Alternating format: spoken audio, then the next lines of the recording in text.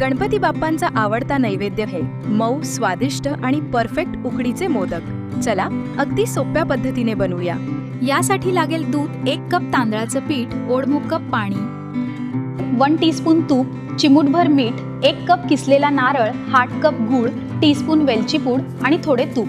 कढईत गूळ वितळवा, त्यात किसलेला नारळ घालून 4 ते 5 मिनिटं शिजवा। शेवटी वेलची पूड घालून सारण थंड होऊ द्या। आता पाण्यात मीठ आणि तूप घालून उकळी आणा।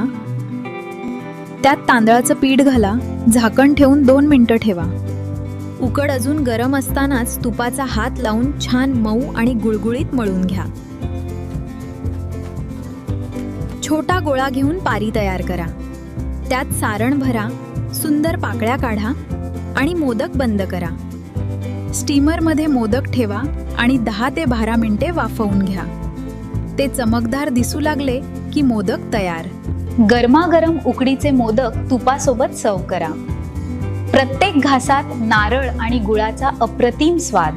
असे मऊ, रसाळ आणि परफेक्ट उकडीचे मोदक नक्की करून पहा। ही रेसिपी आवडली असेल तर व्हिडिओला लाईक करा, शेअर करा आणि अशाच स्वादिष्ट रेसिपीसाठी आमच्या चॅनलला फॉलो करायला विसरू नका।